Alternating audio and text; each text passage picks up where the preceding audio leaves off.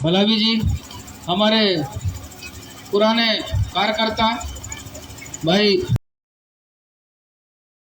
मरावी जी, अंत कुमार तेकाम जी, यहाँ उपस्थित गोंडी धर्म के हमारे जो पंडा पुजारी है कुमरे जी, साथ ही जो युवा साथी मातृशक्ति, सभी को मेरी ओर से जय सेवा, जय बड़ादेव, जय गोंडवाना। दोस्तों, गोंडवाना का जो आंदोलन है, ये आंदोलन लगातार विगत 20-22 सालों से चल रहा है और धीरे धीरे समाज की भाषा, धर्म, संस्कृति, सामाजिक व्यवस्था, राजनीति, आर्थिक, शैक्षणिक सभी विषयों पर हमारे जो वक्ता हैं उनके द्वारा चिंतन मंथन करके एक ऐसी व्यवस्था दी गई जिसके तहत आज आदिवासी समाज, चाहे वो भारिया हो, मवासी हो, गोंड हो या प्रधान हो, सभी आदिवासी समाज ने ये जाना कि हमारा जो कोई देव अगर है तो वो बड़ा देव है। हमारी संस्कृति तो जीवित थी, लेकिन उस गोंडी व्यवस्था को संचालित करने वाले, उस व्यवस्था को इस धरती पर स्थापित करने वाले और हमारे सामाजिक व्यवस्था को हमारे बीच में रखने वाले जो लोग हैं वो आज हमारे बीच में भले ही नहीं है, लेकिन मैं समझता हूँ साहित्यों के माध्यम से, पूजा पाठ के माध्यम से, हमारे वक्ताओं के माध्यम से हमने 20-25 सालों में ये जाना कि हमारी जो धर्म है वो गोंडी है, हमारा जो धार्मिक ध्वज है वो सतरंगी है, हमारा बड़ा देव होता है उसकी ऐसी आरती होती है, ऐसा हम लोग उसकी पूजा पाठ करते हैं। धीरे धीरे ये सामाजिक व्यवस्था 20-22 सालों में आज पूरे देश के अंदर गोंडी धर्म, भाषा और संस्कृति को लेकर के हमारे जैसे हजारों लोग काम कर रहे हैं। तो दोस्तों, इसी कड़ी में आज मोया ग्राम में बड़ा देव की स्थापना हुई। पहले हम लोग भी लगातार इस क्षेत्र में काम करते रहे, आज भी जिला स्तर पर हम लोग काम कर रहे हैं। हमारे बीच में जो मुखिया थे, चाहे दादा हीरा सिंह मरकाम हो, चाहे मोती रावण कंगाली हो, चाहे सुन्नेर सिंह ताराम हो, चाहे मनमोहन साहब भट्टी जी हो, उनके माध्यम से हम लोगों ने अपनी भाषा, धर्म और संस्कृति को समझा, उसको जाना हमने। हमारे पंडा पुजारियों के माध्यम से, साहित्यों के माध्यम से, जो ये सिवनी में धर्माचार्य थे हमारे, सबसे पहले पूरब सिंह कौरेती जी, हमारे छिंदवाड़ा में एक धर्माचार्य हुए दादा सग्गन साह उइके जी, और इन धर्माचार्यों को व्यवस्थित रूप से संचालित करने के लिए दादा मोती रावण कंगाली ने साहित्य निकाले। उन साहित्यों का अध्ययन करके, उन साहित्यों को पढ़ करके हम लोगों ने आज हमारा जो बड़ा देव स्थापना दिवस है, इसमें जो पूजा पाठ किया, उन्होंने गोंडी रीति रिवाज और व्यवस्था के साथ में यहाँ पर संपन्न कराया। तो दोस्तों, आज से 20 साल पहले कोई झंडा नहीं जानता था ये सतरंगी झंडा क्या होता है। आज से 20 साल, 25 साल पहले बड़ा देव कैसा होता है, कैसे स्थापना होती है, इसका कहीं कोई जिक्र नहीं होता था। आज से 25-30 साल पहले हमारी भाषा, धर्म और संस्कृति पर बोलने वाले लोग नहीं हुआ करते थे, लेकिन जब से ये गोंडवाना का आंदोलन आया, तब से हमारे बीच में नए नए लोग, एक से एक कलाकार। पहले हमको मंच नहीं मिलते थे, पहले हम लोगों ने हमारे धर्म के लोगों को ऐसे पूजा पाठ करते हुए नहीं देखे थे, पहले हमारे लोगों को मंचों में भाषण देते हुए नहीं देखे थे, पहले हम लोग कलेक्टर, एसपी और थाना और तहसील में जाकर के हमारे लोगों को काम करते हुए नहीं देखे थे। लेकिन जब से गोंडवाना का आंदोलन आया है, तब से कहीं ना कहीं समाज में एक मजबूती आई है, तब से समाज के अंदर अपने आप में एक स्वाभिमान जागा है कि हमारा भी धर्म है, हमारी भी संस्कृति है। आज दुनिया के अंदर हम लोग देखते हैं कि जब मराठी बोलने वालों को महाराष्ट्र मिल गया, गुजराती बोलने वालों को गुजरात मिल गया, कन्नड़ बोलने वालों को कर्नाटक मिल गया, तो जहाँ पर पूरा क्षेत्र गोंडी का था, गोंडी बोलते थे लोग, वहाँ पर गोंडी भाषा को भारत के संविधान में मान्यता क्यों नहीं मिली? मिलना चाहिए था गोंडी भाषा को मान्यता, लेकिन हमारे कुछ इतिहासकार और चाटुकार लोगों ने उस विषय में कोई चिंतन मंथन नहीं किया। आज सबसे ज्यादा प्रताड़ित और शोषित अगर कोई है तो आदिवासी समाज के लोग हैं। आप कहीं पर भी चले जाइए, आपके साथ अन्याय होता है, न्याय नहीं होता। आज आज़ादी के 75 साल बाद हमारे लोगों को कहीं ना कहीं शोषण का शिकार हो रहा है, कहीं ना कहीं उनके साथ अन्याय हो रहा है, ढेर सारी तमाम सारी चीजें हैं जिनको लेकर के हमारे जो पूर्वज थे, चाहे बट्टी जी हो, चाहे दादा हीरा सिंह मरकाम हो या मोती रावण कंगाली जी हो, इन्होंने एक गोंडवाना का मंच दिया और उस मंच के माध्यम से हम अपनी बात रखते हैं। सुनने वाले भी समाज के होते हैं, कहने वाले भी समाज के होते हैं, और कहीं ऐसी कोई बात आती है तो उस बात के लिए लड़ने वाले भी अपने समाज के लोग रहते हैं। तो मैं ज़्यादा ना कहते हुए मैं आप सभी से चाहूँगा, हम अपनी भाषा को पकड़े, हम अपने धर्म को समझे, हम अपनी संस्कृति को अपनाएं।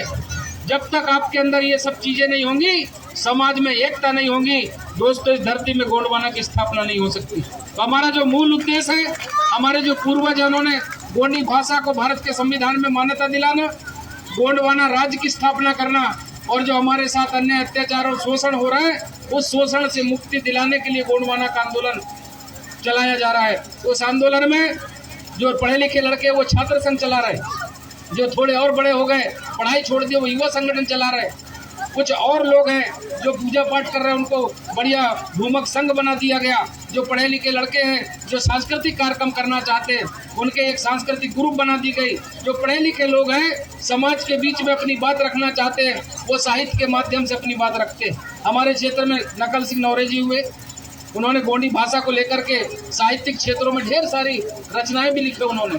तो ऐसी तमाम सारी चीजें, अब ये गोंडवाना का आंदोलन 20-25 साल में इतना मजबूत हो गया कि मैं समझता हूँ अब आने वाला समय भले ही 25-50 साल और लग जाए, लेकिन इस धरती पर एक न एक दिन गोंडवाना राज्य की स्थापना होगी। उस बात को लेकर के गोंडवाना का आंदोलन चलाया जा रहा है।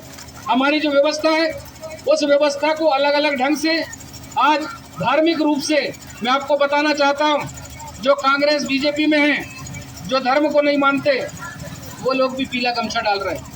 उनके बाल बच्चे आज गोंडवाना के झंडे और ऐसे कार्यक्रमों में आकर के हमारी बातें सुन रहे हैं, गोंडवाना की बात सुन रहे हैं। वो अपने माँ बाप को वो भी कह रहे हैं कि अब हमको अपने समाज की तरफ चलना चाहिए। वो भी उनको कह रहे हैं कि अब बहुत हो गया, हमने बहुत झेल लिए दूसरों का। तो दोस्तों हमें अपने हक अधिकार के लिए, स्वाभिमान की रक्षा के लिए, आरक्षण को बचाने के लिए, ST/SC एक्ट को बचाए रखने के लिए, और ये जो बच्चे हमारे नन्हे मुन्ने आने वाली जो पीढ़ी है उस पीढ़ी को अगर अच्छी व्यवस्था देना है तो एकमात्र गोंडवाना का आंदोलन है, वरना आप तरसोगे कोई दूसरा आपको देने वाला नहीं है।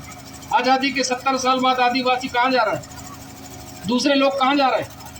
पेट्रोल पंप मिल गए उनको, बड़ी बड़ी फैक्ट्रियों के मालिक बन गए, बड़े बड़े बसों के मालिक बन गए, एक से एक कंपनियां खोल लिए, स्कूल और बैंक खोल लिए, लेकिन आदिवासी समाज ने कहीं कुछ नहीं खोला। तो ये व्यवस्था इस समाज को दुरुस्त करने के लिए, इन समाज के नौजवान साथियों को आगे बढ़ाने के लिए ये आंदोलन चलाया जा रहा है। ये मात्र राजनीतिक आंदोलन नहीं है। कुछ लोग गलतफहमी में ये सिर्फ वोट तक सीमित है, हमारी लड़ाई वोट तक नहीं है। हम लोग सब लोग मिलकर के एक ऐसी व्यवस्था तैयार करें कि आने वाली पीढ़ी को आसानी से उनके हक और अधिकार मिल सके। आज देश के अंदर ढेर सारी चीज़ें हमारे खिलाफ हो रही है, उन सब चीज़ों को समझने की ज़रूरत है। मैं ज़्यादा नहीं बोलूँगा, हमारे और भी साथी लोग हैं वो अपनी बात रखेंगे। क्योंकि मुझे और कहीं जाना है तो मैं यही सब शब्दों के साथ मैं आप सभी से चाहूँगा कि सब लोग बढ़िया इत्मीनान से थोड़ा सोचे समझे, और जो भी काम करते हो आप लोग उन कामों में थोड़ा सा विचार विमर्श जरूर करें। सामाजिक कार्यक्रमों में आप लोग जरूर जाए, एक दूसरे के साथ बैठे, कहीं कोई समस्याएं आती है हम लोग बैठे, आपके गांव में कार्यकर्ता है ये सब लोग यहाँ पर बैठे, कलेक्टर SP से बात करना है, थानेदार तहसीलदार अगर नहीं सुन रहा है आप लोग बेशक बताइए, क्योंकि हमारा समाज कभी गलत काम नहीं करता। हम लोग कभी झूठ के लिए किसी के सामने नहीं जाते, बल्कि हमको परेशान किया जाता है। तो ऐसे परिस्थितियों में ये पूरा संगठन आपके साथ खड़ा है और लगातार हम लोग 20-25 साल से काम कर रहे हैं। हमारे साथ के कई साथी लोग हैं यहाँ पर जो लगातार 20 साल से काम कर रहे हैं। तो दोस्तों मैं चाहूँगा फिर से एक बार आप सभी को पुनः बड़ा देव स्थापना दिवस की शुभकामनाएं देता हूं, और मैं अपनी वाणी को विराम देते हुए मुझे भी कहीं जाना है तो मैं भी प्रस्थान करूंगा। जय सेवा, जय बड़ा देव, जय गोंड।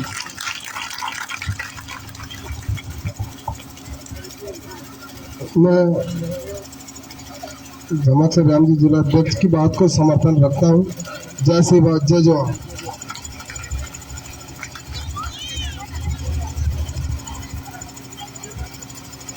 Hello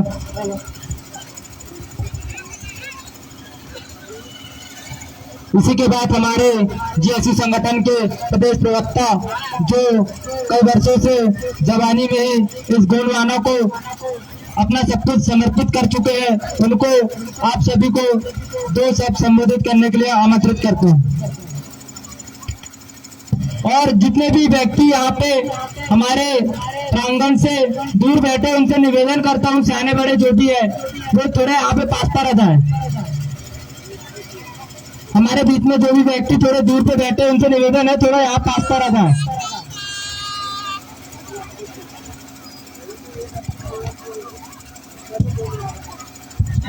hello hello. सजोर पंता जो साथी है सर दूर खड़े हैं सब पास में जाओ। हमारा आज का जो कार्यक्रम है हम फेसबुक के माध्यम से लाइव प्रसारण करेंगे। हमारा खुद का एक चैनल है गोंडवाना न्यूज़ लाइव, और साथ में दैनिक गोंडवाना समय हमारा खुद का एक न्यूज़पेपर है जिसे हम छिंदवाड़ा से संचालित करते हैं। 2 चैनल और एक न्यूज़ अखबार भी हमारा संचालित होता है, ताकि हमारे गांव के लोग भी, गांव के जो समस्या जो है, हमारे लोगों की जो बात है गांव वाले में, गांव में जो रहते हैं उनकी बात भी जिला स्तर पे, प्रदेश स्तर पे जाए। सजोर पंता, सजोर पंता, पुरखा पंता, पुरखा पंता। अभी चालू तो नहीं किया, नहीं बंद कर दो। मैं बोलूंगा तब आपको चालू करना है, मैं बोलूंगा तब चालू करना है। तो सर्वप्रथम डिलीट भी कर देना वीडियो। आज के इस कार्यक्रम में फड़ापैन स्थापना दिवस के इस कार्यक्रम में मुझे आमंत्रित किया गया, मैं बहुत बहुत शुक्रगुजार हूँ, धन्यवाद करता हूँ। पिछले बार भी यहाँ फड़ापैन का जो कार्यक्रम था उसमें भी आया था, आप लोगों ने रैली निकाला, बढ़िया वापिस आया और इतना पानी गिरा कि यहाँ पर बढ़िया अपने पूरा कीचड़ हो गया था। तो इस वजह से हम यहाँ पर आके अपना विचार भी व्यक्त नहीं कर पाए। जब साजवा वाले दादा आए थे उसमें युवनाती दादा, तो आज मैं अपने पूरे विचार आप लोगों से साझा करूंगा। और काम की बात मैं यहाँ करने आया हूँ, बकवास में बिल्कुल करता भी नहीं हूँ, भाषणबाजी कम करता हूँ, काम में हम ज़्यादा ध्यान देते हैं। आप तमाम लोगों को जानकारी भी होगी कि सामाजिक समस्याओं को लेकर हमने बड़े बड़े आंदोलन करे हैं। 15-15, 20-20 हमारे ऊपर FIR डली है, 21 दिन अब भी जेल में रखा है और फिर छूट के फिर गए हैं। समाज के लगातार काम करते रहते हैं, जेल में रहे हैं और फिर जाने के लिए तैयार हैं अगर मौका मिले। और हमारे हजारों लाखों जो युवा साथी है फिर आंदोलन करने के लिए तैयार है, लेकिन न्याय लेके रहेंगे। तो अपने बातों की मैं शुरुआत करूंगा। जितने भी यहाँ पर भूमका, पंडा, मुखिया हमारे सभी है, मातृशक्ति, युवा शक्ति सभी है। मैं वीडियो शुरुआत करें। आपके इस ग्राम में आने से पहले कुछ समस्याओं के बारे में मैंने जाना और वर्तमान चीजें मुझे ये समझ में आया कि हम बड़ा आंदोलन तो कम, रैली ज्यादा करते हैं। जैसे कि मैं अभी रैली में गया था, यहाँ के एक व्यक्ति ने पीछे से कहा कि यहाँ पर 7 बजे के बाद या 7 बजे तक लाइट की कुछ ऐसी समस्या है ये समस्या? क्या समस्या है? लाइट की समस्या है ना, सबकी है कि नहीं? जोर से बोलो, है? ये रैली जो तुमने यहाँ से वहां तक निकाले ना, यही रैली खमार पानी में उन जो बिजली विभाग के अधिकारियों के सामने निकालते, तो ये समस्या तुम्हारी वहीं सॉल्व हो जाती, वहीं सॉल्व हो जाती। कब, कहां और कैसे पब्लिक इकट्ठा करना, आंदोलन करना है, पहले आपको ये समझना पड़ेगा।